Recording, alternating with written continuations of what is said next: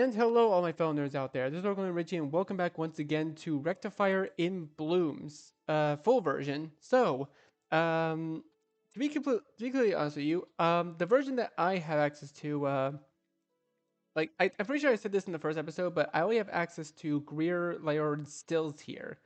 So if I want to have access to the other ones, I'm gonna have to re-download it. But but I'm not really here to complain or anything like that. I'm here to play some more of this route, some more routes in this game because well, it's actually a pretty well written game. The story and the writing is just that good. But today we're gonna be finishing up for now on Still's route because this is because because the other four are not available. But anyways, Stills, more than the embodiment of sloth, Stills is a prominent doctor and a former noble of Jackler White. As the oldest in the party, he possesses wit and sharp as a surgical knife. Eloquent and equanimous, Stills is no stranger to big words complimenting his collected demeanor. Beneath that exterior lies a kind, fragile nature ready to be unraveled. Yes. Hmm. There you are. Stills route. Fire and Ice. Written by Alexander.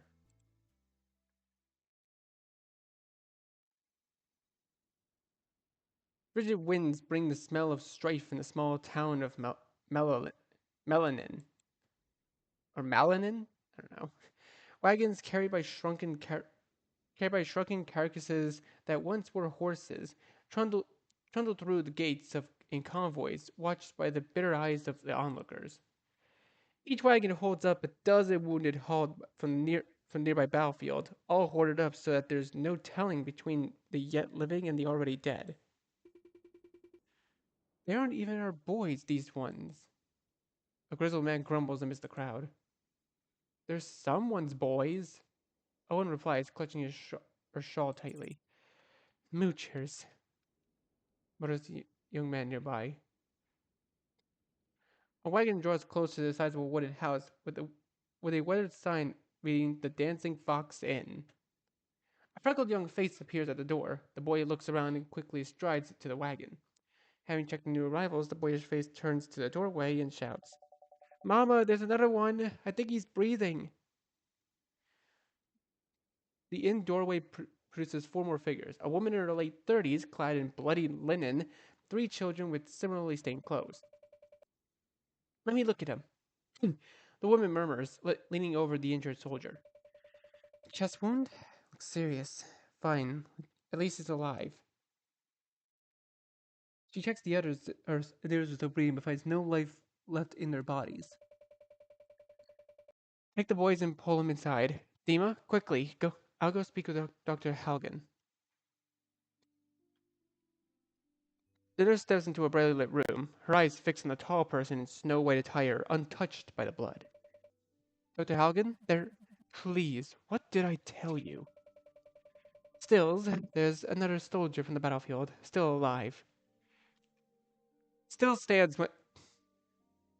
Still stands amidst the swirls of medical instruments floating in the air, his gentle hand movements orchestrating them with striking precision. How many limbs? Intact, injured in the upper chest. Here he is. Dima, boys, move faster, lay him down gently. The inn's main room, converted hastily into a makeshift infirmary, is filled with a pustulent smell mixed with that of herbs. Still's voice carries a calm authority as he directs the scene. You observe the room with silent attentiveness, ready to answer his commands. Stills approaches the survivor, gently laid on the room's last free bed, his voice soft and gentle. Can you speak your name? The blue plip, soldier's blue plips struggled to form a word. Gavin. Good. I shall I shall now observe your injury, Gavin. Be calm and breathe deep. You see the breastplate unstrap and the armor lift with a wave of Stilla's hand. Half of Gavin's arming doublet is dark red from the neck all the way down to the waist. A low moan is heard from the above floor, adding to the room's mournful scenery. Gavin winces.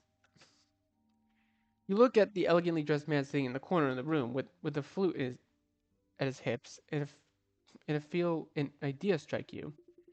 I better ask Lyra to play a tune and lighten the mood a bit. But what should I ask him? Hmm. Uh, Pick an appropriate tune. Lyra, would you play something you consider most fitting? This place requires a touch of solace. Consider my consider Consider my considering done, beauty. Lyra grabs his flute and produces an abrupt note, but stops and lingers for a bit.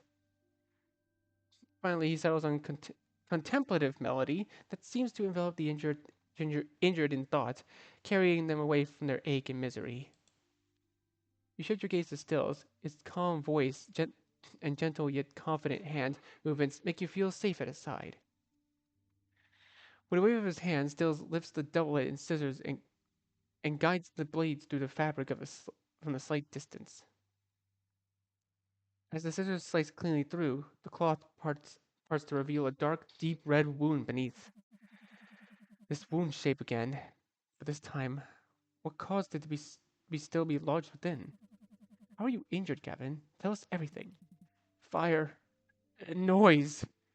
Gavin's voice is trembling. So much noise. Like that of a cannon, but sharper. And there were no cannons. Only brief flashes where the red stood. We couldn't grasp what was happening. Your breastplate pierced through. It wasn't by a lance by the looks of it. It was by a crossbow bolt of an unusual shape. Did you break the shaft off? No, I can't remember. Gavin's eyes dart in confusion, as Dills carefully cleans his wound, preparing for treatment. We've seen we've seen this in the others. Arms and legs holed through, no shafts or anything. Correct. Didn't want to induce false memories. Had to ascertain for myself. Gavin turns to his wary eyes to Stills. Have you seen the other soldiers named Vivian? We fought together. Is he injured? To be candid, there were a few soldiers who could spell their names today. Vivian has a crescent-shaped birthmark on its cheek. If maybe a good sign, I did not see anyone with such an appearance today, Gavin. You look at the inn's walls, once adorned with cheerful tapestries and paintings, now standing bare and somber, stripped along with the inn's counters, tables, and chairs to make room for the wounded. Could Gavin have visited the inn before? It must be distressing for humans to see familiar places in such shape. I'd better cheer him up.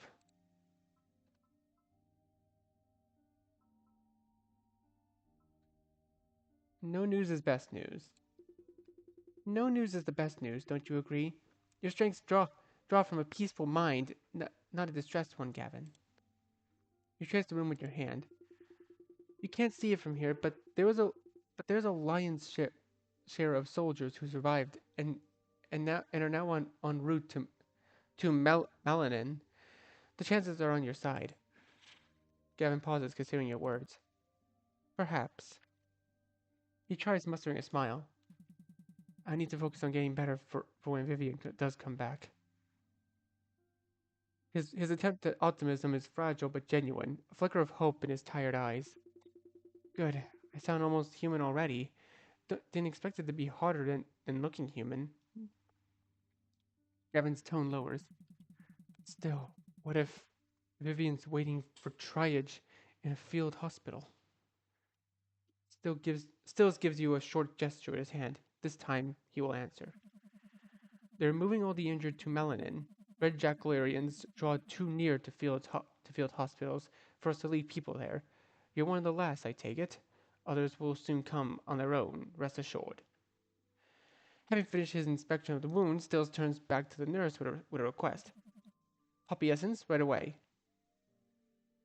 When you meet his eyes, despite his sorrowful scene, you can see kindness and determination in them, sharing the silent strength as he beckons you with a nod. Ray, come help me out. Grab grab the retractor and hold the wound open for me, alright? You do exactly as he instructs. Outside this infirmary, you couldn't imagine yourself in the position having to comply with Still's authority so naturally, But still, this momentary change of roles tickles your mind. Gavin, you need to endure just a bit longer. Shift your attention away from your body. Invoke peaceful imagery with your mind's eye. Just relax and think of butterflies. Precisely. The room falls quiet, the only sound being Gavin's labored breathing and the distant calls of nurses on the above floors. You guide the tool to Gavin's wound as gently as possible, yet that doesn't spare you from the soldier's moaning. Now all you hear is his voice and the occasional notes from Stills. Steady. Look to your right. Good, I can see it now. Hold it just like that. Stills positions his fingers as if grasping an invisible round object and begins to pull. Trickles of blood splatter into his white garments. Behind you, the kids cling to the nurse's apron, their hands covering their ears, and the woman's gaze is so heavy it's fixed on the floor. The wound yields. A small metal object becomes visible, emerging from the body as if by itself, landing neatly in Stills' hand. That's it, right? Very good. Sister, bandage him, then apply pressure and herbs quickly before he exsanguinates. You hear the nurse's boots stomping rapidly on the wooden floor as she rushes to bandage Gavin. Lyra stops playing his flute and looks at the object in Still's hand. The children gather closer to peek at it as well. Even the other wounded soldiers, those not asleep or unconscious, prop themselves up on the elbows to see it. They freeze in a mix of fear and quiet admiration. Doctor, is it? Someone asks, but you can't discern who it is. That's what I fear the most. He holds a small metal object resembling a tiny cannonball flattened on one side from the impact. Stills turns back to show the pellet to Gavin, the soldier's chest rising and falling in rapid fits.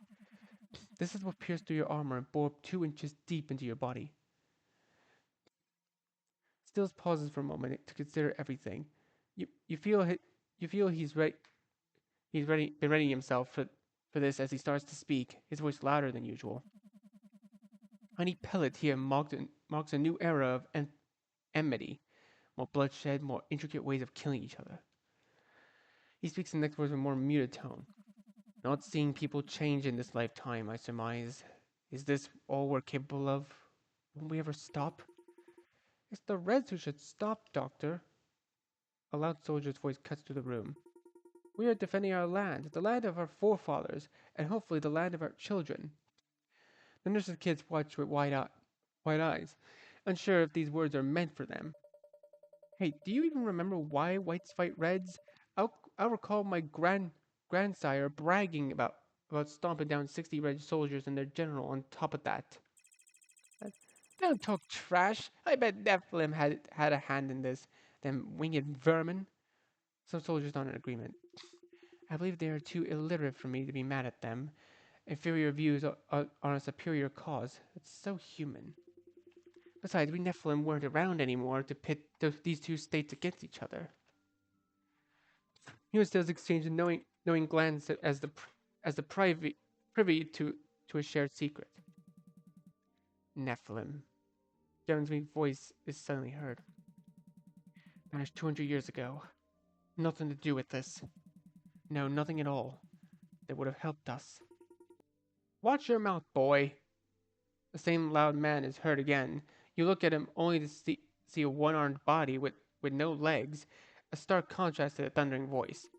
You might be injured, but how do I know you're not one of them snuck here in secret? Or what if that nurse over there, or the doctor's wing woman here is one of those wretches disguised as us? Who wants their soul to turn inside out with the Nephilim magic, boys? Good thinking.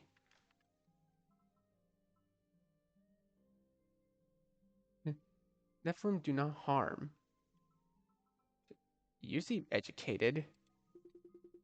Gavin is right. The Nephilim haven't been around for nearly 2 centuries, and the most vivid remnants of their culture are the architecture in the West and the Nephilim writings stored in the Angel Front's great library. You must be a connoisseur of Nephilim heritage to be able to recognize one in front of you, I assume. A puzzled expression on the man's face is similar to that of a pig reading an astronomy book. You hear others, those capable of giggling Giggle. Er, it is only by the words alone that I suspect you now. If each educated person on Illyria falls under your suspicion of being a Nephilim, what kind of world do you think you're living in? I've crossed all the east, you hear me? I don't know why I switched to a Scottish accent, but I'll go with it. It kind of reminds me of the Scotsman from Samurai Jack. He tries to lift his head high enough for you to fully but for you to see you fully, but fails.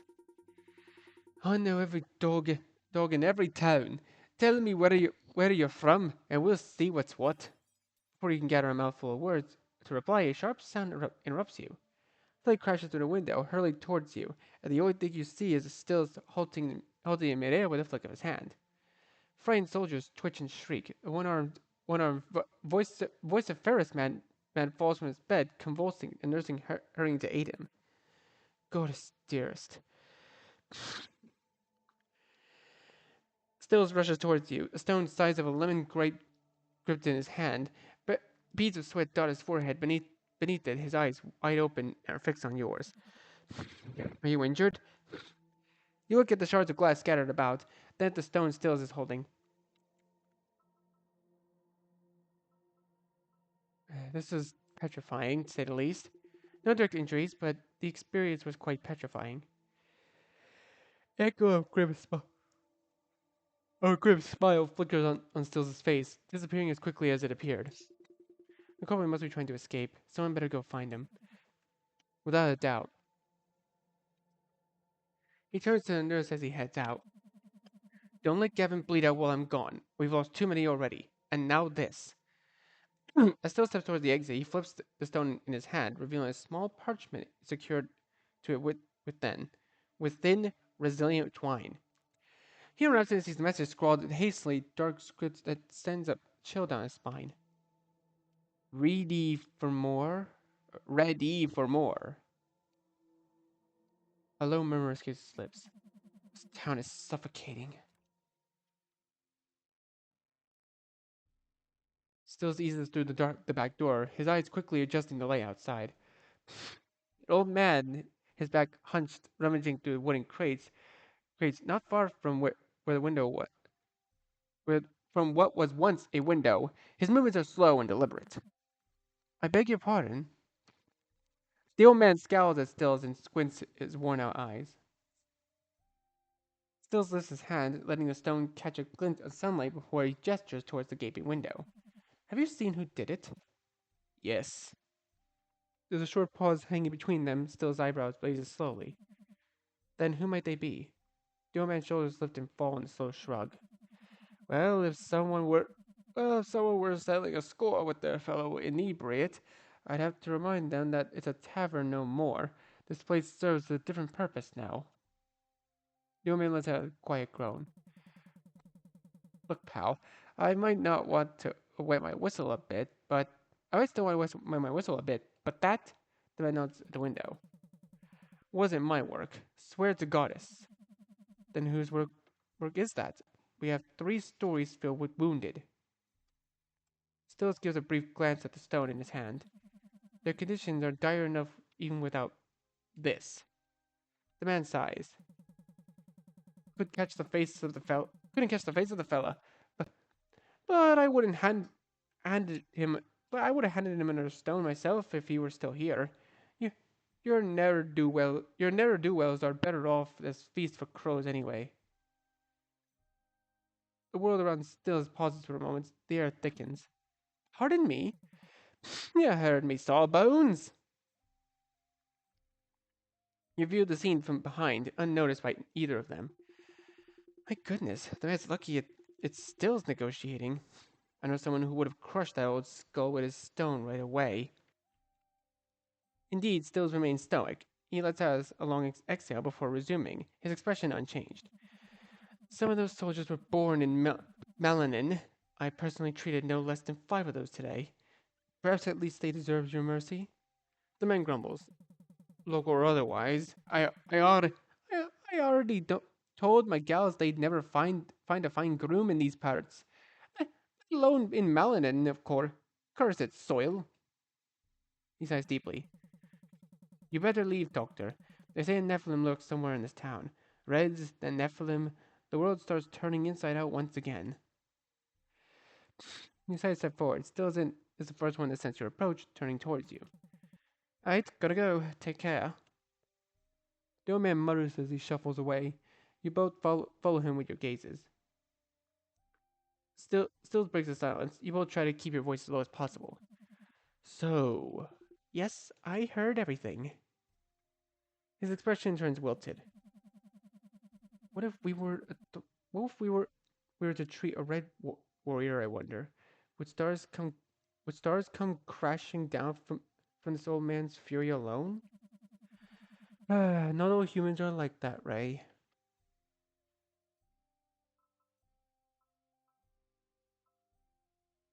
I know it as well as you. I don't expect anything merrier from the eastern town, but confronting this personally, very unsettling. You sure there are still pockets of Nephilim faith here in the east? More than meets the eye, but not in Maladen, presumably, unless Percy converts them all before we leave. He'd better save his breath. Aelir's worship is too strong here. You're familiar with the concept of jest, right? Also termed a joke in more frivolous circles. You feel the air stuck in your throat from surprise. Look who's speaking! He assumes an edifying stance. Keep it subtle, and there you have it. Did he just wink at you? Fine, there are less cheerful things I must share with you. Here, look. He hands you the parchment with the ominous words inscribed on it. It's clearly a message from the one who tossed the stone. We have to hurry then. Gather everyone and leave Malanen. Correct. Lead the way, Ray. Let's start by finding Red and Greer. The wagon stands silent. The bodies lay still, unattended, as if no one wanted to disturb their sleep, except crows. A small furtive hand scares away birds before reaching out for the motionless feet, but a sudden remark stops it. This body's still warm. Never dishonor a fallen warrior like that. The hand twitches and snaps back in a moment's notice. A round, grubby face looks back at the man with a fear painted upon it. Nah, be easier on him, Red. I was just like that when I was young. You still are just like that, thief. Of course, you blue bloods always know best. Just wait and see. Even a saint like you would be driven mad by an empty stomach and bare feet. I am not a blue blood. You look blue-blooded enough for me, despite that appearance. Ren frowns. Greer catches a glimpse of a small, dirty toes peeking out from under the wagon. Some are tiny, others a bit larger, but all unmistakably the feet of children. You urchins already form a queue to snatch their boots. He produces a high, appreciative whistle as a myriad of big, cautious eyes appear from under the wagon. Today's a big day, right, kiddos? You just want to get dressed up for a masquerade, I take it? Greer. We'll be there too. Just look at my friend. He comes fully prepared. Without thinking twice, Greer starts untying laces and easing off the boots of the fallen before passing them to the wide-eyed kids huddled nearby. These are quite big for you, don't you think? Let's see what we can find. Greer, you unscrupulous animal, step back. I'll buy them boots myself. Greer keeps on with a wily grin on his face. Why bother? I gather the stiffs would manage without the footwear, no? Blasted fiend out. In a momentary burst of rage, his fist tightly clenched, Ren's sizable frame barrels towards Greer. Ren, Greer, cease this at once!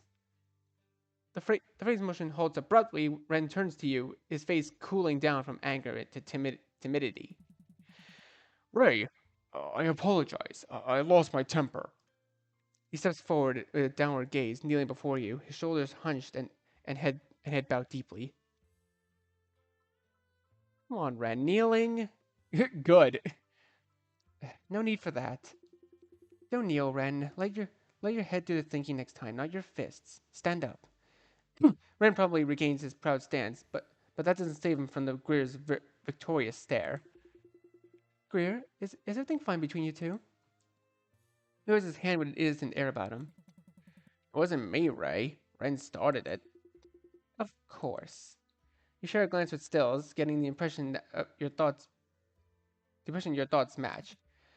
Teenagers. You don't say. We'll touch upon that later. Now listen up, everyone. We have to assemble the others and quickly. Ren, Greer, you two go find Percy. He must be somewhere in town. I hope he won't get in trouble. Glyph and Emil are in the woods, hiding.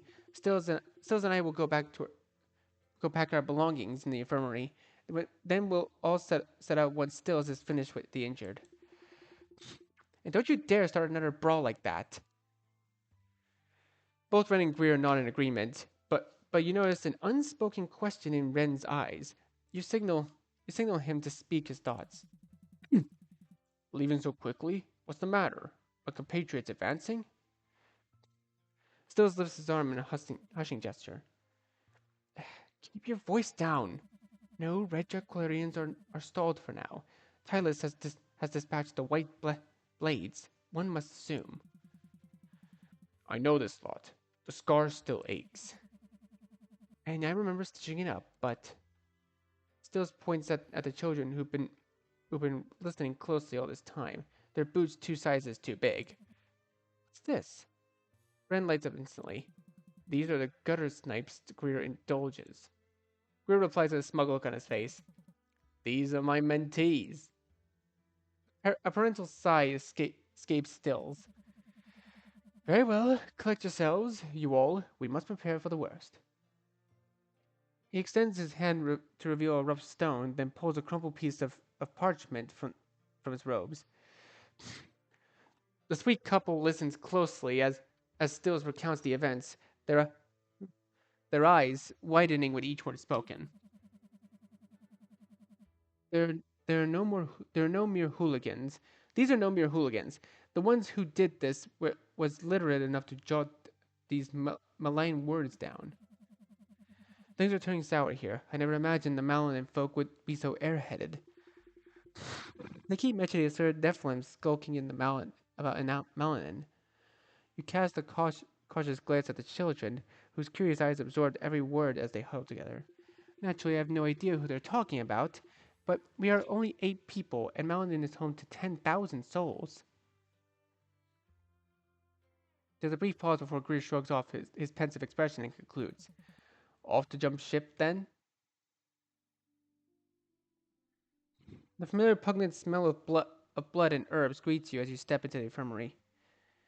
In this fairly cramped space, the joy of survival and the raw agony of pain blend into an intricate tapestry of emotions you never experienced in your home plane of Astra Amaya. You take a few moments to observe the scenery with a new set of eyes. The kids dart between the beds with water bowls and blood-stained bandages, trying to keep quiet, but still bursting into the occasional chuckles after an awkward move. Your gaze drifts to 2 nurses chatting about some sherbet recipe. One of them wipes her forehead with a stained hand, leaving an oblong red mark across her skin. The others keep smiling, completely oblivious to it. As you and Stills venture deeper into the room, your eyes settle on a slender figure standing by Gavin's bed. The man clad in tattered arming double-edged seems out of place among the wounded. He and Gavin are holding hands. Stills' lips form a subdued smile as he jokingly addresses both of them, and the nurses at once. New patients, I surmise?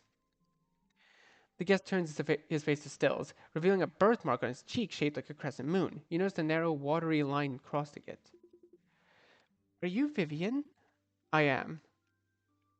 The soldier responds modestly, wiping his face with the sleeve of his good hand, and the one not swallowed in a bandage.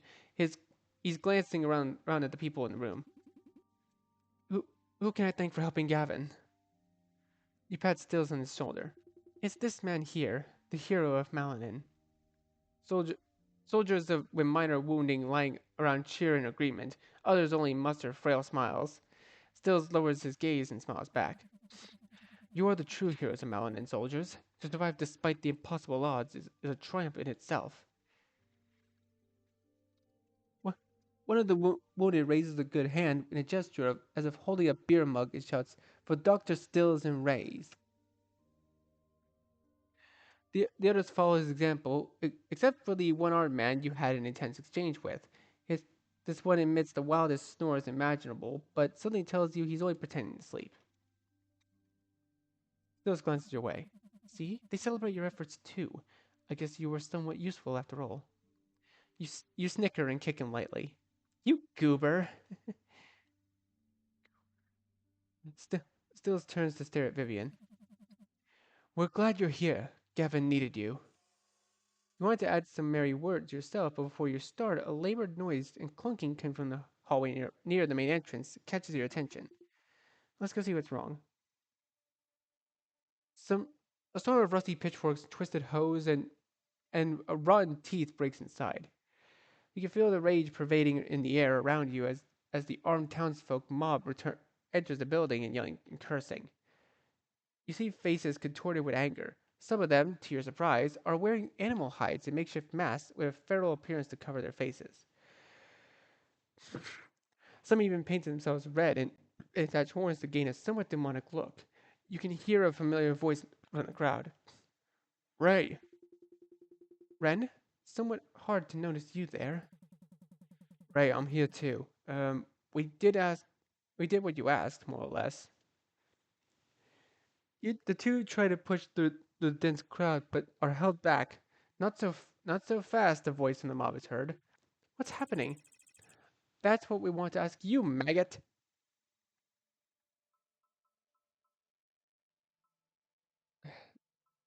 Dude, it's not a place for a brawl. Your group looks formidable enough, but this is hardly a place for skirmishes. There are 8 dozen wounded in this building. They need rest. Huh, color me impressed. Another dweeb. A voice from the mob is heard. Let's get it over with already. We've come here for some answers. Let's not get ahead of ourselves. Show 'em, boys. You see their familiar face emerge from the crowd's belly. A man in cleric robes with a cunning grin, unmistakably Percy. Hello, Ray. Stills. Leo. How's it going? Percy. Percy. Percy.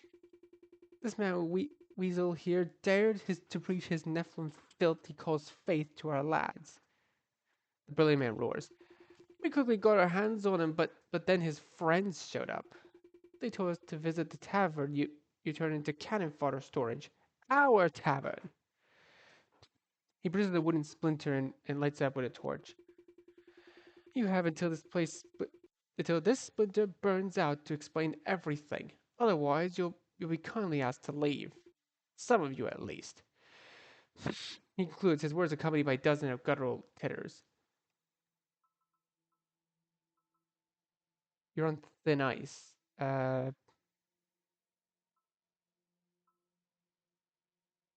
know what? Yeah, you're on thin ice. You're on thin ice, buddy. You see anger solidify in the crowd's eyes as they await your reaction, eager to tear you apart if you so much as breathe in their direction the wrong way. You foul scum. A sudden silence shatters the room, deafening you and every other living soul nearby. You dare come here where we care for the wounded and threaten violence?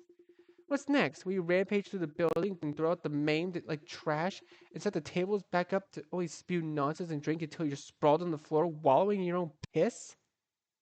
You catch a glimpse of the burning splinter in the man's hand, now hanging limply. The flame has just begun to nibble at its tip.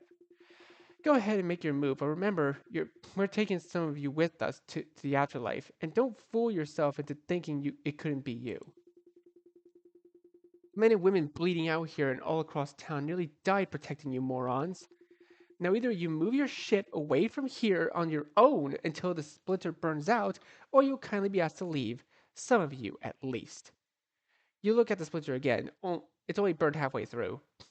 A drop of saliva lands directly on the flame, putting out instantly. You wipe your mouth with a resolute motion. It's out. If you close your eyes, you might believe you were in one of the Solaris's deserts. The room feels heated and barren. No sound, no nothing. Silence pervades, and the time seems to stand still. Each brute stares at you in the eye, mouth agape. Even the feral masks on the faces seem droopy. And give us back this Percy, the dork. He, dork. We'll deal with him ourselves. So it seems like an endless pause. The figures start to unfreeze. You see their senses coming back to them slowly. Those of the men who stood near the exit have already faded from view, and the room empties by the minute. Before long, only you and your group remain. Percy's face is bright red, his cheeks puffed. He clearly tries his best not to blow to shreds. Greer, Ren, and Lyora look at you with exalted eyes, ready to burst into applause. You gaze back at Stills and see a swarm of sharp medical instruments suspended in the air around him, all pointed towards where the mob stood just a moment ago. His palms were raised, directing them. He gives you a smirk you've never seen on his face before. For your brains in my brawn. With the storm abated, you are finally free to check up on Gavin and Vivian.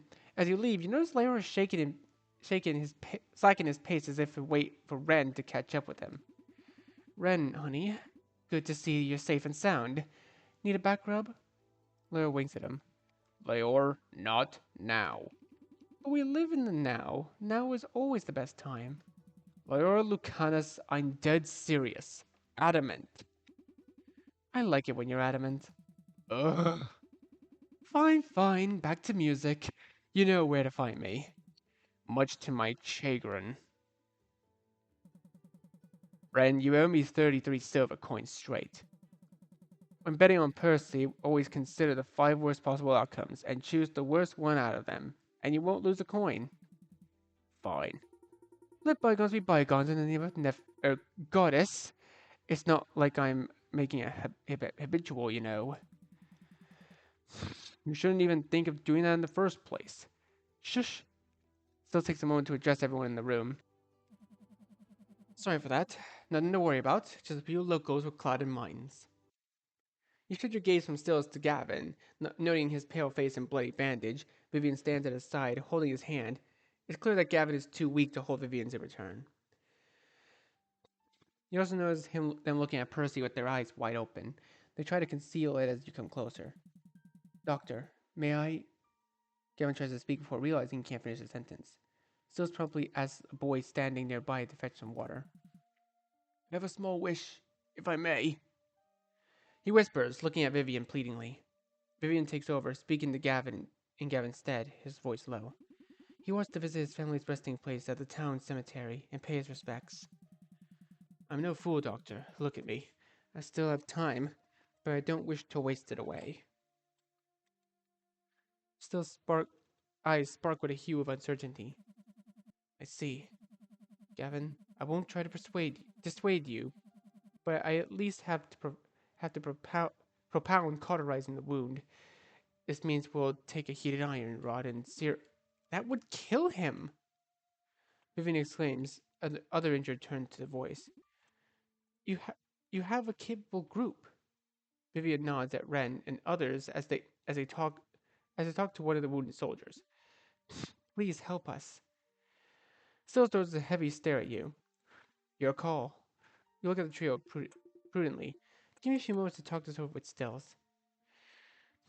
You think to the others with a discreet gesture. Red, Greer, get the horses ready. Consider it done, Ray. Send the course for the pony dogs. Come with me, Ray. I know a safe place to speak. You find yourselves in a tight, dimly lit space. The air is thick with a rich aroma of aged wood and fermenting hops. Barrels of various sizes are stacked neatly along with the rough wooden walls, their surfaces worn smoothly by years of handling. Cobwebs cling to the corners of the basement, disturbed only by the armor and weapons thrown here to be stored until the wounded recover. Stills lights a candle and carefully checks every corner of the room, making sure no one is here to eavesdrop. We're alone. He pauses, his gaze lingering on the surroundings before he settles onto one of the barrels. You already know what I'm about to say, Ray. Times my medical oath requires more from me than I am ready to give. This town, these people, the constant war and shifting borders have driven them to the brink of lunacy. You've seen it yourself. He stops to evaluate the moment and looks you straight in the eyes, the gleams of candle flame dancing on his left cheek, A moment later, he speaks in a grave tone. Helping Gavin is beyond dangerous. We shall not do that. He waits patiently, allowing you the time to fully absorb it. Glyph and Emil wait outside the town. Neither you nor both of them are welcome here, if the folks see who you really are. Each added moment of unwanted attention might be fatal.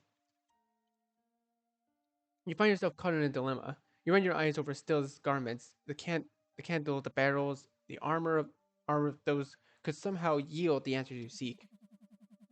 At any rate, if your stream of thoughts, Gavin and Vivian are mere humans. Remember what they taught you about the value of a man's life. Don't do this to me, Stills. Not now. Whose side are you even on? On yours. Under different circumstances, I would have been the first to help them, but not here. You have a mission, remember? Mine is complete. It's a short hike from here to Volgan. We can set out right away and plan our next steps there.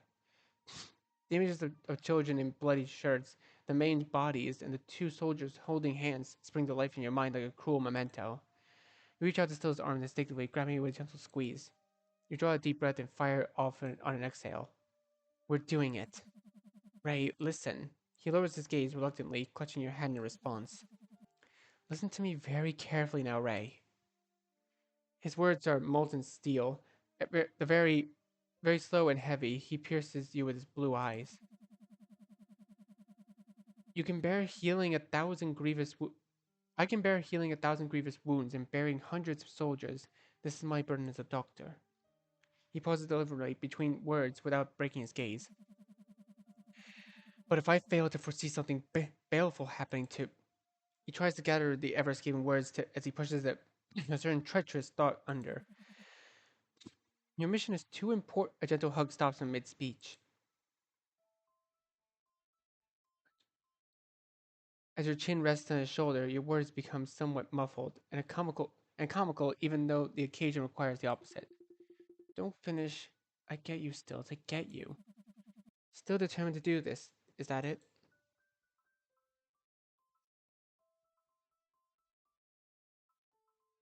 Trust my heart.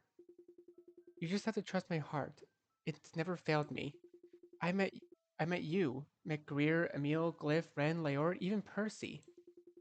Turning down any one of our bunch sounds impossible to me now. And how is Gavin any different?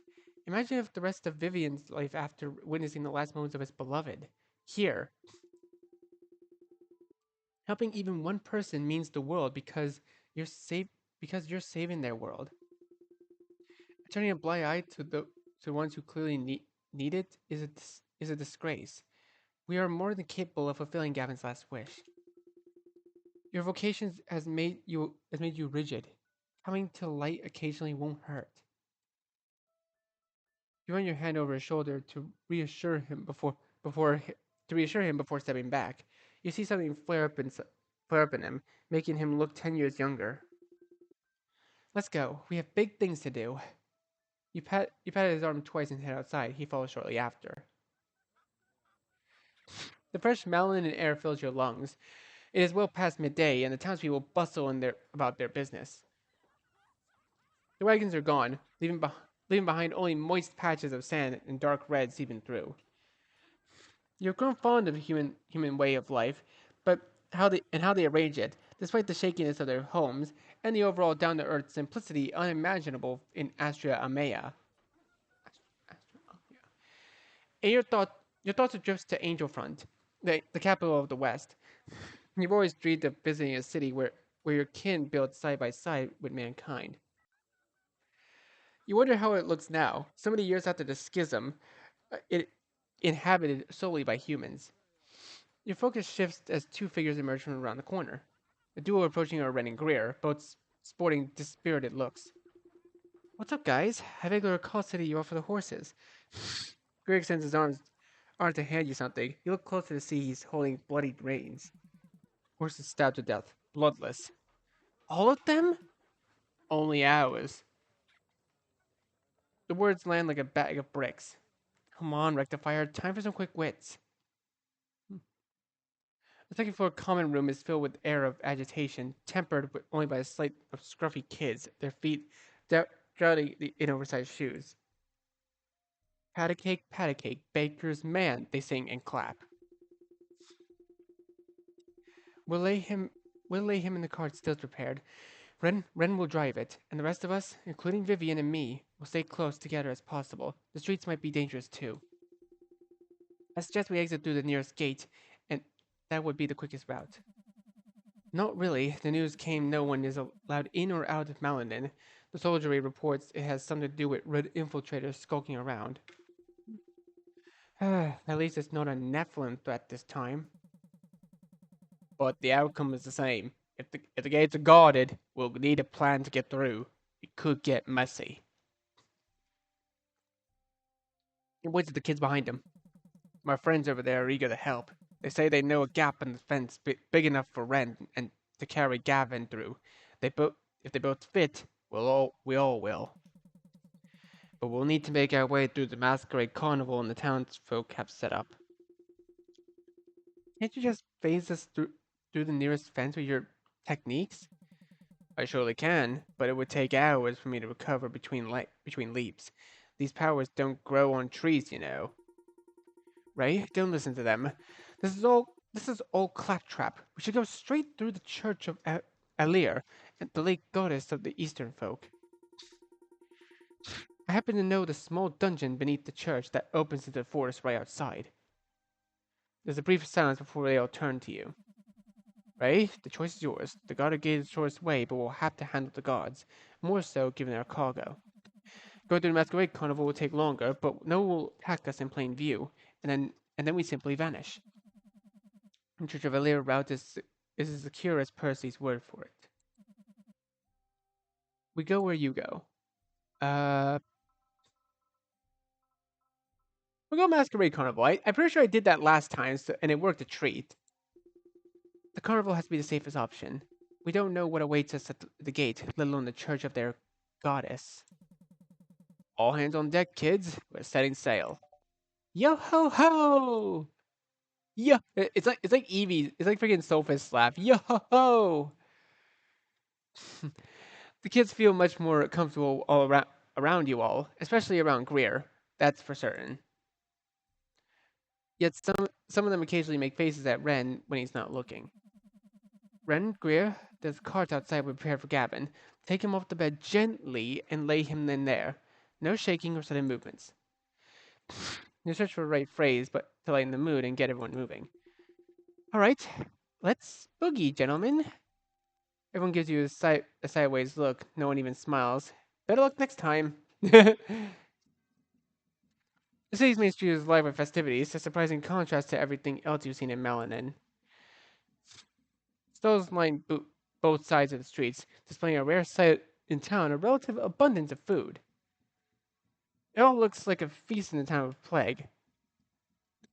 The smell of raw meat from the counters fills your nostrils, evoking memories you hope to leave behind in the infirmary. Hope Gavin doesn't smell any of that, lying amidst all those cabbages. Ren pushes the cart through the bustling streets, carefully avoiding the thickest parts of the crowd. To your taste, Gavin is perfectly concealed by a piece of dark linen fabric. As you drift down the busy pavements led by a squad of Greer's street urchins, you see counters piled high with crispy-looking golden pears. A kid in his enormous boots clomping with each step casually snatches one of them right in front of you. Greer catches the act too. Hey, rookie. Lowers his voice as the kid comes closer. Don't. Not like that. You never let yourself act like that in the open, or the next time. His lecture is suddenly disrupted by a short, portly man bumping into Greer as he passes by. Oh, excuse me. Hey, will you look where you're going? I'm talking to my little pal here. Once they part ways, Greer snatches his hand out of a heavy purse held in it. See? That's how you do it. The boy's face brightens, his eyes widening with admiration like shining coins. You're ready to pray to even the human goddess that still hasn't noticed this. Greer just being Greer. But as your eyes trace surroundings filled with all sorts of masks and horned visages, you see yet another one of Greer's mentees, a ragged little fellow lifting a silver a sliver of fried meat from a merchant's counter. In the span of a breath, the bellowing voice shatters the air. You there! I'll chop your right hand off, you little rat! The yellow-eyed butcher yells with a pronounced web of crimson under his cheekbones. Ah, crap. Head snapped towards the boy in unison, red in the other's tense, fists clenched and ready for a fight. The boy's eyes widen in terror. He struggles to break free, but the butcher's grip is unyielding. Suddenly, the resounding call of trumpets pierces the air, echoing down the streets from afar. That is loud, and I would know. And I would know because I used to play trumpet in a band. You see it in band class. You see a high-ranking officer, judging by his armor, standing atop a barrel, ready to deliver some speech. His entourage puffs up with pride as he begins. Attention, attention! We've received news from our great capital, Tyrus. The White Council has spoken. All able-bodied Melanin men are to report to the nearest barracks. The crowd falls silent, but not a moment later, a wave of distress rushes through it like lightning. You filthy swine! Our food and shelter ain't enough for you. You want to swallow up our very bones? But then you choke on those bones right this instant. The crowd roars, lunging at the messenger with all their fury. The butcher pauses, his cleaver still raised, but the boy feels his grip on its wrist loosen, and slightly as the man's attention is diverted. Greer sees a moment to wedge himself between the butcher and the boys, breaking the grip and urging the kid to flee. He turns to the puzzled butcher with a grin of disdain. Be more generous next time, scumbag. He pushes. A heavy push from Greer sends the butcher tumbling to the tub of sheep guts. Yeah. You weave through the chaos, the air filled with excruciating screams coming from the heart of the crowd, where the announcer has stood moments ago. The side street engulfs you, cutting off the sights and sounds of the Carnival Avenue. Everybody here? You hear yourself doing a head count like an attentive hen, all in place. Gavin, are you alright? Thanks for the gentle ride, Ren. Sorry, Gavin. I'm still holding on. Don't you worry. Gavin says his breathing labored. Cabbages are far better as travel companions than dead bodies. Vivian lets out a childish giggle. You find yourself on the town's fringes, but just near the holded fence and the children mentioned. Ren, will the cart get through? No, but I can carry Gavin from here. Well, we'll fit, no worries. We'll go our own ways. Melanin's nasty. Adults are bad. You can't travel alone, especially here in the disputed lands. We won't. We'll just do small hike to Jamie's grandma. He says she's a witch, but we don't believe him. But she is a witch. A little snaggletooth, apparently Jamie, replies bitterly.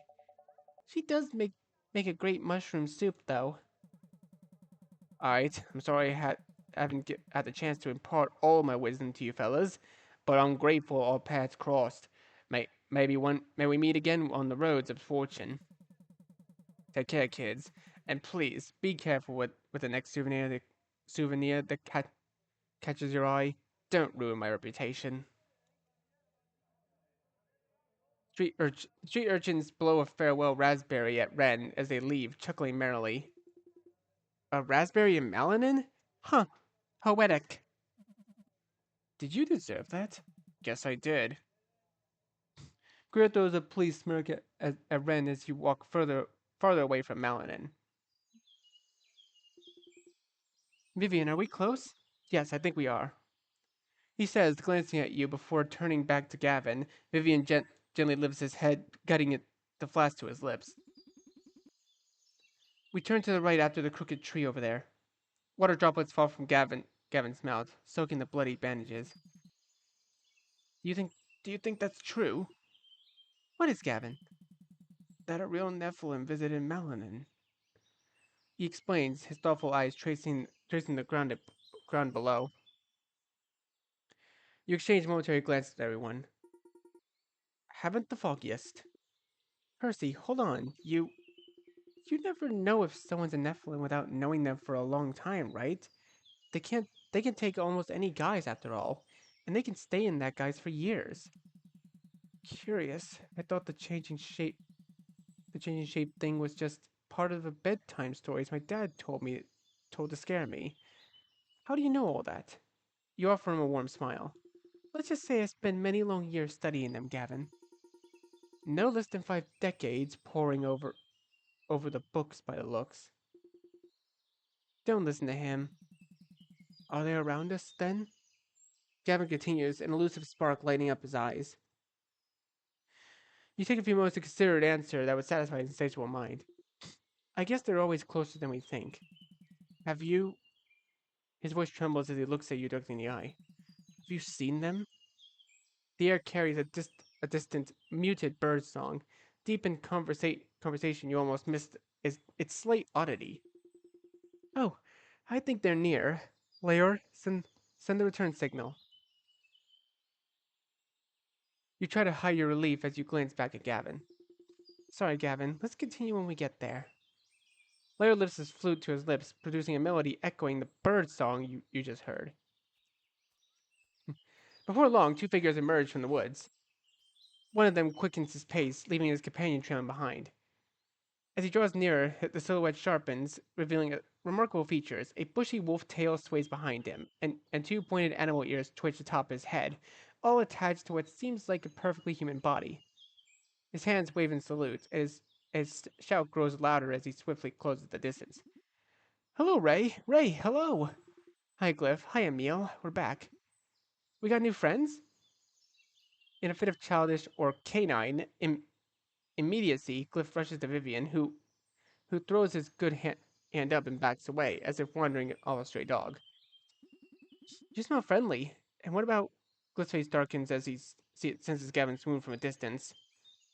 His ears droop as he gently places his hand on Gavin's head. Not another word escapes him. You have an Ataran with you? We're full of surprises. I guess we don't need to say, don't worry, he's friendly now. No. Gavin looks positively bewildered, staring at Glyph with a smile of a child in a menagerie. Not at all. You hear Twig snap to your left as the other figure draws closer. Hello, everyone. Looks like Glyph and I missed a lot of hiding in the woods, Ray. You let out a sharp release exhale. Oh yes, you surely did. You turn to everyone, feeling genuinely cheerful for the first time in a long while. Everyone's finally here. As the trees thin out, you notice a fenced patch of land in solemn rows excavated at the ground. Peculiar symbols adorn each site. You realize it's the Eastern Cemetery, where humans store the bodies of their departed. A tinge of quiet marvel rushes through your body. Gavin, is this the place? In a way, but my family, a bit further. Further into the cemetery? No, not quite. Outside, half a mile to the west. The Vivian, show them. No one says a word as you continue on your way, but you sense a spark of confusion flash through the group. As you begin to move, you think you can hear human voices echoing in the distance, as if the dead could speak. We're here, Vivian says, offering Gavin's cheek a gentle touch to wake him. The tree's still standing. Can you believe it? We've been fighting reds for so long, I thought it had withered already. Gavin opens his wary eyes, flaring up in an instant. Ren, that's it. Put me down by this tree. He says as Ren gently lowers him, collapsing to the ground in exhaustion the very next moment. Just leave me here for a couple of minutes. Do you guys think this tree is older than Stills? It's not the best time for your jests, Greer. And why is that? Stills interrupts him with a nod towards Gavin. The soldier tries to gather his words to say something. Vivian kneels by his side, clasping Gavin's left hand in his. Gavin, do you need a short respite? I can't see the graves. Yes, the graves nearby. Gavin finds himself surrounded by 9 figures. Glyph is the last to arrive, carrying something in his pouch. Ren also rises to his feet to listen. This tree. Gavin begins, mustering all his strength. Was planted by my great grandfather a long, long time ago, when my family fled from the west and settled down here, way before the schism even. He pauses to catch his breath, but you sense there's more to his hesitation. This is where my granddad rests, along with all who came after him. My parents, too. He braces himself against the ground, muscles trembling in an effort. Pain shoots through his body, and every movement is a battle. Gavin. Vivian utters, unsure whether to help him up or convince him to stay down. Despite the agony, Gavin forces himself upright with Vivian's help. The scene around you is perfectly silent for a blink of time. You hear a bated breath of every man around you. And I will be the last of our line to be buried here. Gavin's voice is strong and healthy for a fleeting moment. Because my fate, the fate of my forefathers, lies in Nephilim. Pride shines in his eyes, and his chest heaves with each heartbeat. Vivian's soothing hand rests on Gavin's shoulder as his legs buckle, sending him crumpling back to the ground. You bury your family members here, far from Eastern customs, to keep your devotion a secret. You astound me more with each step you tread, Gavin. Tell me, and please be honest with me, are you of the Nephilim faith too? Vivian and I heard what the inn scuffle was about. That's why we asked you to help us. I need to know. Deem it my dying wish. Percy is the first to break the silence. He clears his throat. That truly sounded like a cohesive story. Yet, sudden blinding wave of light bursts through the air, forcing everyone to shield their eyes.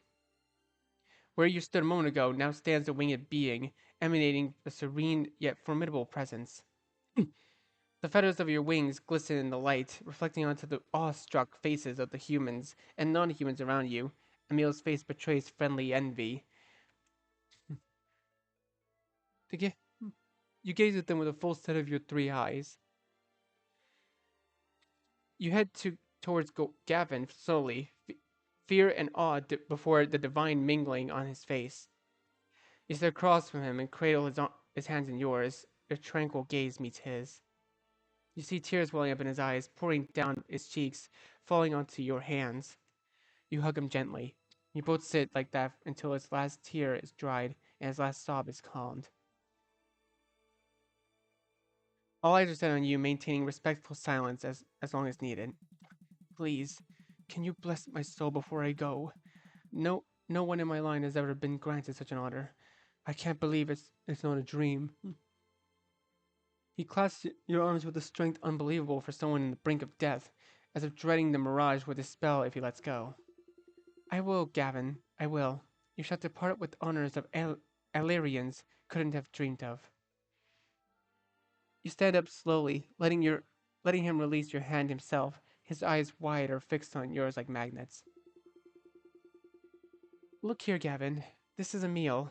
It's a good thing you're sitting, as he happens to be a Nephilim too. Hello, Gavin. I'd be glad to show off pompously as Ray just did, but I've got a slight problem with that right now. Emil stutters, looking for words. Yet I'll be sure to share my part of celestial grace with you too. What's left of it? You get the impression that Gavin missed everything Emil just said. It also seems he hasn't blinked once since you stood up. And for the dessert, you take a firm grip on Percy's shoulders and guide him in front of Gavin, like a pet given for a birthday. This is Percy. You're unlucky enough to know him well already, but he is indeed a real Nephilim priest. It's not a lie or a farce.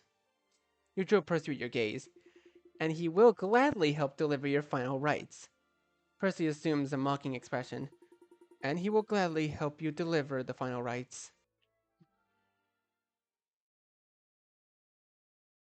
The resting place revealed itself as more than mere graves. It was a makeshift crypt, brimming with tarnished jewelry and small keepsakes, rosaries, and the poignant scent of damp earth. Yet amidst the clutter, Gavin's family has sorted items you know well, empty incense vials, anointing oils, and worn-out prayer books. understood only by you, Emil, and Percy. Long hidden in the depths, these relics were now brought into the dimming light of day. Emil, look, is this a knitted doll resembling ethereal, I guess? Eh, let me see. I think it is. Have you heard of him? No, only statues of him. I, I was born after the schism. You? Yep, I remember standing 10 wing beats away from him. His spear and armor shone so brightly it blinded me for a moment there. You can feel everyone around you stop chatting before you realize every single pair of eyes is fixed on you and Emil. Excuse us, we got a bit carried away. You glance at Gavin with a question in your look. Gavin, how come you know what our celestial herald looked like? Gavin snickers quietly. Can't say for sure, but I remember we always made a new doll when the old one became ragged. I had no idea that what its name was. I just played with it. Do you remember a fireplace incident you told me about? Vivian inquires a small hint of a smile. A pure child's expression appears on Gavin's face. Oh yes, I almost burned this doll once. I thought it would I get flogged for that, but it mostly kept its looks, and we made another. As he turns his stare to the weathered knickknacks and religious symbols gathered in a pile. Well, that's all we got. Gavin gives Percy a look of uncertainty. Will this be enough? Let's see. Oils, the Augur Award, rosaries. Who cares about rosaries, but that won't hurt. He rubs his chin, wearing a brooding look. No incense. Ray, do you by chance sport any Embryon Bloom flower in your pocket? You pointedly trace your toga with a hand. Do I look like do I look like having pockets? Right. No worries. The lavender will do then. Smells just like the Imperium Bloom, or vice versa. Your grandfather knew well where to place the burial ground, Gavin. The lavender field is just over the rise. You shoot stills a playful grin. I volunteer. Care to walk me there? The day grows colder. As you turn to leave the group a quiet chuckle drifts from the distance. Glyph sits near Gavin, his pouch brimming with blackberries. He pulls one out, inspecting it closely. Here, this one looks like a teensy tortoise, right? Yum. And it's gone in his mouth. And this one looks like a cloud looking like a teensy tortoise. The cloud tortoise floats straight into Gavin's mouth. And this, look at this. What does it look like? You know the answer. Gavin's sleepy eyes try to focus on the berry. This one. The boyish gleam lights up in Gavin's face. This one looks like a black sheep. Vivian's, li- Vivian's lips, unlike his eyes, smile as he watches the scene. You're right. Or this is the cloud pretending to be a sheep. You're, you're sure Gavin tries to laugh, but his swallowed breaths render him mute. I think I need some rest, Glyph. Thank you so much. The clink of the clink of ampoules, the clink of ampoules and the clank of the surgical knives, flames and lancets coming from Stills' bag gain your notice as he returns to the poppy essence back inside. You lay your grievous gaze at him. How much time is left? Stills responds in a hushed tone. 3 hours, perhaps 4. The less he moves, the longer he will endure. It's like an hour to grab the flowers and turn back, right? Very much so, yes. He must catch some sleep now. At any rate, the boys will keep him company. Wounds are not the worst to accompany one's passing. Solitude is. He secures the bag and hoists it onto his shoulders, gesturing you to come along. The distant chatter grows quieter as you leave. The sea of blossoms stretches as far as the eye can reach.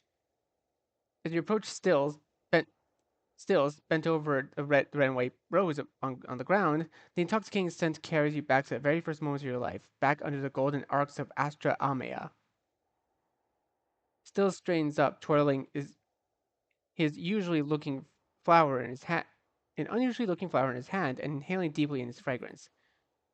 Lavandula alba, the early blooming lavender kinds named after this land, by white Jaclarians naturally. The people of Jaclar Red know it is Lavandula rubra, which means red lavender. Which color is it really, Ray? How do you think? You struggle a bit. It splashes the red stem around the base of the petals, changing smoothly towards the almost pale white at the margins. I'd say it's pink. The overall color is pink. I would have named it Lavandula rosea. It. This is the most objective way to describe the flower. Stills grins discreetly. There we go. A cautious approach, then? Are are there Nephilim politicians, I wonder? You would certainly fit in.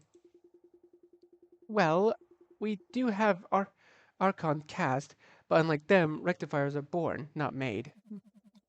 Take it lightly, I wasn't serious. You both fell quiet and started picking the flowers as if in unspoken agreement. The sticky silence clings to both of you. Or is it only you who feels it? You mad at me because I chose to help Gavin? Your question hangs in the air with a noticeable pause before Stills begins to a heavy sigh. Each choice has a consequence. There's no telling what would have happened if we hadn't helped Gavin. But we can't conjecture the outcome of our current choice either. The gears of fate are set in motion, and so would you stop being so magniloquent? Fucking ora- oration? You're dodging the question. The question. He halts for a moment, straining up to glance into the distance before returning to picking. You're right, Ray. No, I'm not mad at you, nor am I angered or displeased. On the contrary, I find it very inspiring that a bunch of lavender flowers lands on Still's face, cutting off his words mid-sentence. You're incorrigible. With a quick leap, you tackle him to the ground. Before long, you're both caught up in a playful tussle. You're unaware of the wild smile spreading across your face and your occasional giggles, but you do notice those of Stills. Right, stop. Stop now. You winged rapscallion. What was that about? No. I really like that they added these little pictures to like emphasize the moments. It's so nice. You roll over onto the grass beside Stills. Both of you are stretched out on your backs, with your eyes raised towards the sky. I'm so tired, Stills. I'm tired too. You turn your head towards him, but the tall grass obscures your view. Still, you can hear his rapid breathing. I have an idea. Let's leave the guys behind and settle somewhere in Costa. Buy a small house near the shore of Silver Cove and visit Angel Front once a month, where they treat me like an icon, put me on some pedestal. You turn your gate to gazing at the sky. And you'd be my chaperone. They'd serve us strawberries with cream, and I'd eat all of the strawberries, leaving the cream for you because you don't like strawberries and I don't like cream. Guess that's why opposites attract. After a brief silence, you catch his muffled remark. You deduce he's looking at the sky just as you do. I'd like a foot massage too. Won't you incline now with your rogue messiah list for me? As a reward for a long service and good conduct. How could I forget? Have you also forgotten about the certain Nephilim who pushed every kind soul in Malanin? I mean our party, to help a dying soldier? I recall the Nephilim being so dedicated that they left me speechless in a certain inn's basement. Well, I guess you're right. Maybe I didn't consider all the implications of my rogue messiah plan. You both burst into the loudest, longest fit of inextinguishable laughter. Neither of you can tell whose laughter is whose. You lie like that for several more minutes, gazing at the sky without exchanging a word. One more minute, that's all left, and all that's left behind is flattened grass where you both lay. Uh-oh. In the name of Alir's hits, that's a whole Nephilim den here, boys. The burly man's eyes on the crypt entrance as voices of full 2 dozen crooks armed with torches and pitchforks each around him. What did I tell ya? He calls out to his thugs, tying 8 broken men to a great tree, one of them wrapped in bloody bandages. That one's a real preacher after all. And this whole bunch of bloody Nephilim flunkies.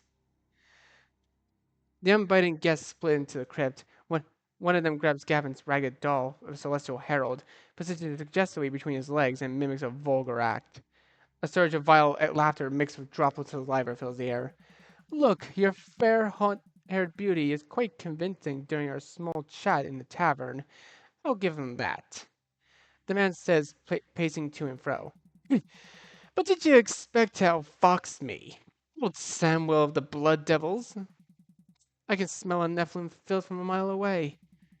Now tell me where those two runaways are hiding, and quickly. I want the full collection. We'll leave your bodies here as an example for other rats like you. If repugnance emanating from the tired man's eyes were tangible, it would swallow old Samwell at the very moment. Fine then.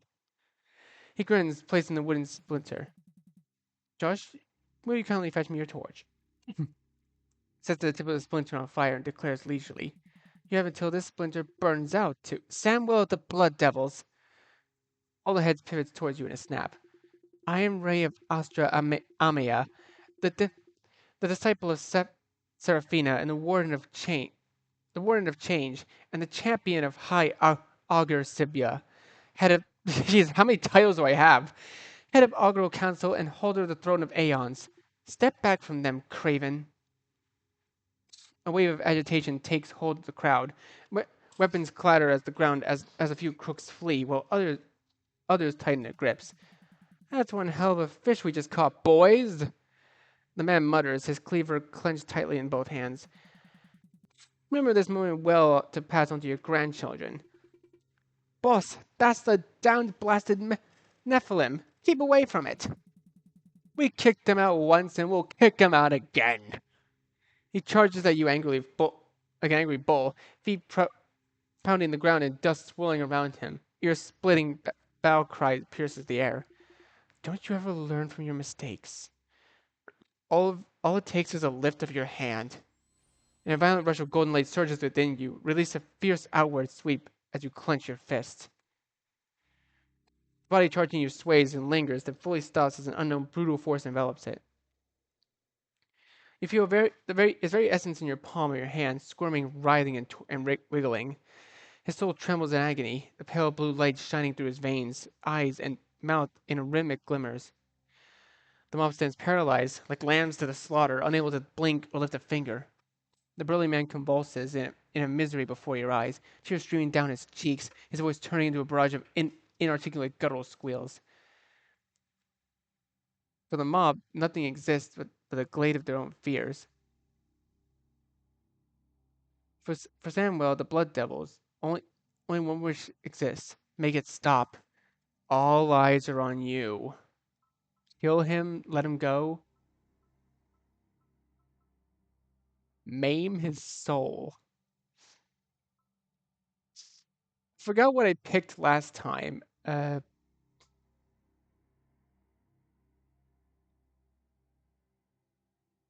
gonna have to save here.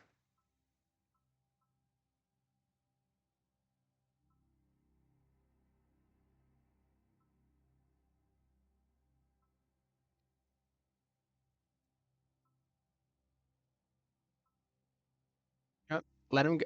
Let's just see what happens. Let him go. You look at the hulking menace of a man, now quivering in your hold like a leaf in the wind. The image of bloodless bodies from the inn floats to your mind again. Am I the one who takes lives, or the one who saves them? As your grip loosens, the man collapses onto the ground, gasping for air in a sheer relief. You cast your gaze to the crowd behind him, their eyes devastated by the sight. You feel no dread and no grief, only anger flowing through your veins. Why? Why do you humans so rarely give me a reason to doubt my mentors? You hate Nephilim? Perhaps you're right. But maybe we wronged you mightily back then. But do you even remember when that was? Even your grandfathers haven't been born yet then. But the most sickening thing is that you hate us. That it's that you hate your own. You were about to kill a dying man whose last wish was to pass on peacefully. You're atrocious. I'm disgusted by you. For the pale face of a burly man shows signs of life. Forgive us. You will never be forgiven for that. You clench your fist so tightly that your nails nearly pierced your skin. Leave!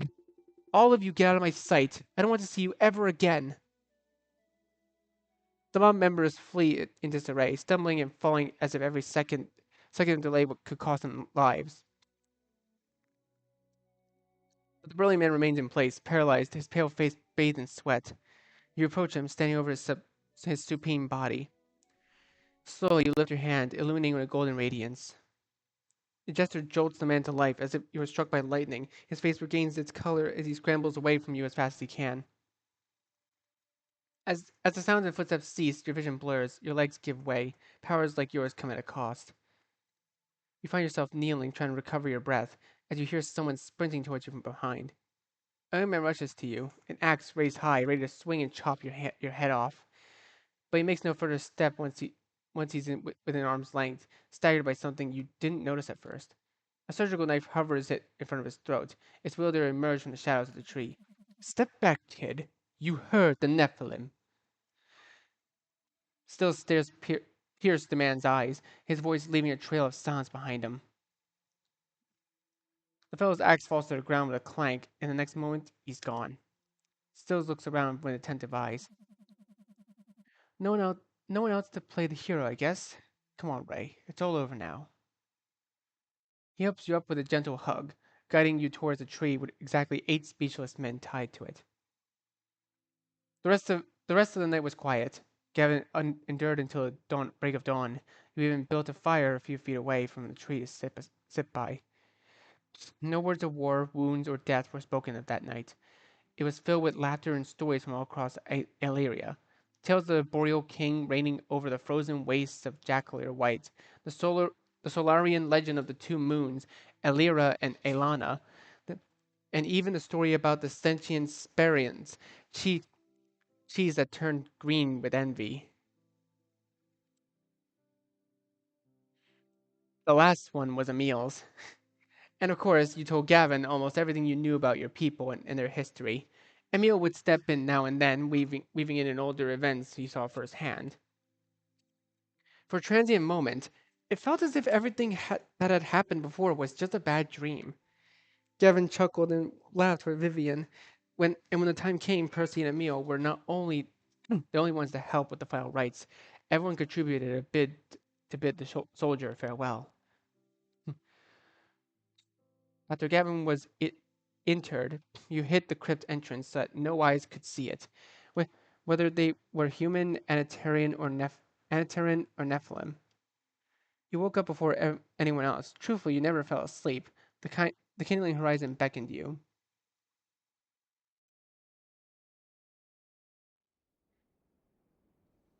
You look into the distant expanse of the human world, its gentle breeze caressing your cheeks under the growing light of day. Your mind drifts flitting and never settling. The soft rustle of footsteps on the grass behind you reaches your ears, but you remain still waiting. The steps halt 5 paces away. Got room in your thoughts for me? You did not expect it to be anyone but him. This will be a long talk, and not very pleasant. Yes, Stills.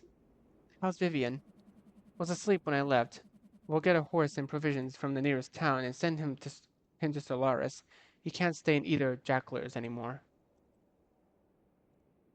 You listen to the sound of Stills pacing leisurely behind you. How are you?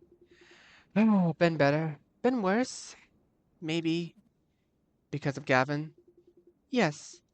No. I don't know. You lift your hands, palms up, and turn your gaze to them. Away from the sunrise, unwanted memories flare up inside your head. I can still hear that scream. The sound in your mind is followed by a vivid image of a body made translucent by the pale blue light. It's the first time when I used it. What a fool I was dreaming of that moment to happen sooner. You almost hear Still's thoughts assemble into a pearl of worldly wisdom, just as always. We doctors sometimes do evil that good may come. Amputations, cauterizations. You use your power for the purest and noblest cause, protecting the ones you treasure. A praise? And not a word about rash decisions and dire consequences? His voice sounds nearer. He takes a few more paces towards you and halts again. Close your eyes. All three, no cheating. Is this my birthday? He chuckles. No, I guess not. Is it?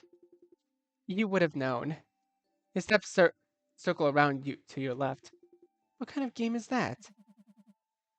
Still, this is a day to be remembered. Yep, here we go. Sometimes the decision you make shakes your very foundations. Yet yesterday was such a day for you. Still, spill it out already. You can open your eyes. Ah, for a moment you find yourself unable to utter a single word. Is it still standing in front of you? But the usual it is still standing in front of you, but the usual gravity is absent from his face. Three purple white flowers are clutched in his hands. He takes a step closer and looks you in the eye. I am proud, you know. Proud of your decision, proud of you. I never imagined Nephilim would be almost human of all of us. This is for you. He opens his hand and the flowers lift and flow towards you as if by a miracle. It still amazes you when he does that. They tuck themselves directly behind your right ear. I'm glad I was born at the right time and place to meet you, Ray. You feel warmth starting in your belly and rising to your face, to paint your cheeks red. Stills, you pull one of the flowers from behind your ear, close your eyes and inhale its aroma. It's beautiful. One of my favorites. Now it now it's one of mine too. You know this is too much, right? But in such a good way, I'm not sure words will be enough here. Besides, you scared the living daylights out of me. Now I'll have to return the favor someday. Oh, you don't have to. You already did. You two share a soft giggle. He averts his eyes from you and looks over your shoulder. You know what? Perhaps your Rogue Messiah plan is not entirely unreasonable. But we have to make some changes to it. What about the cold, snowy peaks of Jackler White instead of the bright, warm shores of Costa? He, sa- he says that, and the forest behind you parts, revealing silhouettes so near and dear to your heart. And a full batch of compeers for every taste instead of just you and me. At least for a time. What do you think? You inhale deeply. The cool air of waking day gets your blood pumping. Your mind finally settles on a singular thought. Is this what humans call a family? I guess it is. You flash a radiant smile. Count me in. Aw. That was 3 months later. A steady rhythm of rain taps against the high, arched windows of the great library of Angel Front. Outside, the wind whips through the cloisters at a haunting song. Wait, this is this new? The scent of wet stone and old parchment and a hint of lavender oil hangs in the air. You sit cross-legged between the rows of forgotten tomes, an open book resting in your lap, though you haven't turned a page in minutes. Your eyes follow the flicker and candlelight dancing in the spines of ancient books. And then, a breath behind you. No footsteps. No creak of floorboards, just presence. You always pick the quietest corners, don't you? Without turning your head, you can bet he's smiling, that special dear smile with stills written all over it. I don't like being found. Comes with vocation. You don't look up, but you hear the smirk in his voice when he speaks again. I always find you. You feel a shift of air as he lowers himself beside you, stretching out one leg and folding the other, the hem of his cloak brushing your knee. How long have you been hiding here? I'm not hiding. Reading then? You finally glance at him. His hair is damp from the rain, and a few strands cling to his forehead. Staring. Staring? At words that don't want to be understood. Want to discuss them? Not yet. A pause. A storm sighs through the broken glass near the rafters above. He accepts your silence with grace, as always has. You close the book slowly and set it aside. The quiet between you is like fabric, soft, worn, and layered in shared understanding. It's my mission. Any turbulent thoughts?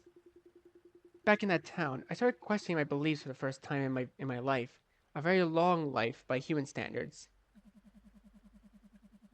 Good thing you chose Angel Front as our next stop. It's hard to question Nephilim beliefs here of all places. You hug your knees, foreheads resting lightly against them. I'm afraid, Stills. Of? You lift your gaze to slowly meet his. Of being happy. You think it's a trap? I think it's the wrong kind of happiness, and I think it's not temporary. There are no wrong kinds of happiness. His voice is calm, almost a whisper, but it strikes deeper than you expect. I don't know how to make it the right one. You don't have to. His fingers brush the back of your hand, just once, just enough. No one says you have to walk in a straight lines. No, not even towards happiness. You laugh softly. That's the most you thing you've ever said. Then I'm being consistent. He leans back on one elbow, watching the stained glass reflections ripple across the stone floor.